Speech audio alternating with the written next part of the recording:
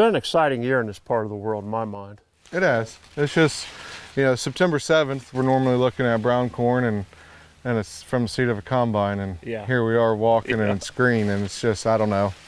I'm not a fan of it.